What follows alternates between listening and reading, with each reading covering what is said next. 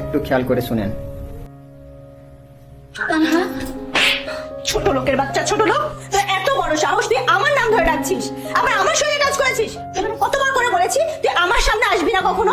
এদিকে আমার হাজবেন্ডের পাড়া নোংরা করে দিলে। মা কোথায়? মা কি জামাই বাবাজি? কি রে মা, কি হয়েছে? তোমাদের জামাই এই প্রথমবার এই বাড়িতে এসেছে, শরীরটা নোংরা করে দিয়েছে। ওই ছোট লোকের বাচ্চা, তোরে না কতবার করে বলছি আমি, আমার মেয়ের জামাই আর মেয়ে এই বাড়িতে আসবে, খবরদার তুই তাদের সামনে যাবি না। তুই আমার চোখের সামনে থেকে যা। চল চল চল, ভিতরে চল। আসো বাবা, আসো। কি ব্যাপার, তোমার চোখে পানি? কি হয়েছে? জানো, তানহা আর ওর স্বামী আসছে, ওর একটু জড়াই ধরতে গেছি, ও আমরা থাপ্পড় মাইরা দিছে। এতদিন পর আমার বোনটা বাড়িতে এসে আর কান্না করতেছে। আসো বাবাজি, আসতে কোনো অসুবিধা হয় নাই তো? না না, তানহা আমার একটা ফোন কল আসছে, কথা বলি। আচ্ছা। মা কেমন আছো? ছোট লোকের বাচ্চা, চাকরের বাচ্চা। কতবার করে বলা হয়েছে যে আমি আমার জামাইকে নিয়ে এই বাড়িতে আসলে তুই আমার সামনে আসবি না। একদম ঠিক কাজ করেছিস। এখন মনে হচ্ছে তুই আমার মেয়ে। ওর গালে গুনে গুনে আরো 10টা চড় বসিয়ে দেওয়ার দরকার ছিল। যা বের হয় এখান থেকে। হ্যাঁ, চলে যাবো। যাওয়ার আগে দুটো কথা বলেছে।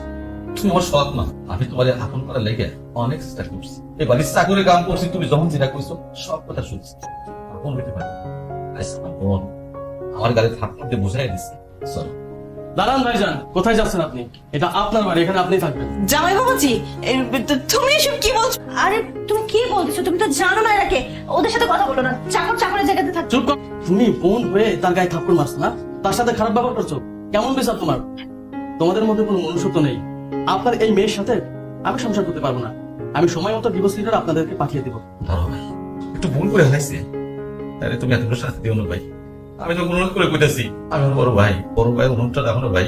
দেখছো, যেই বড় ভাইকে তুমি ভাই বলে পরিচয় দেওনি, যেই বড় ভাইকে তুমি চাকর বানিয়ে রেখেছো, সেই বড় ভাই কিনা তোমার জন্য আমার কাছে মাপ চাচ্ছে। এখন কি তোমার হুঁশিয়ান ফেরে নাই? চুপ করো তুমি, আমাকে আর লজ্জা দিও না। আমি আমার ভুলটা বুঝতে পেরেছি। যে ভাই ভাবিকে সবসময় অপমান করেছি, এই সব দোষ মায়ের। তুমি সবসময় আমাকে এটা শিখিয়েছো যে এরা নাকি ঘরের চাকর। সৎ ভাই সবসময় সৎ হয়, কখনো আপন হয় না। বড় ভাই সবসময় আমাকে নিজের বোনের মতো আদর করেছে, এত ভালোবেসেছে, কিন্তু আমি তার সাথে খারাপ ব্যবহার করেছি। আজকে আমার সংসার ভেঙে যাবে, আমার বড় ভাই আমার সংসার বাঁচানোর জন্য আমার হাজবেন্ডের হাতে পায়ে ধরতেছে। সীমা, তুমি আমাকে সঠিক শিক্ষা দিতে পারোনি। হ্যাঁ বাবাজি, আমার মেয়েটা যা বলছে একদম সত্য কথাই বলছে।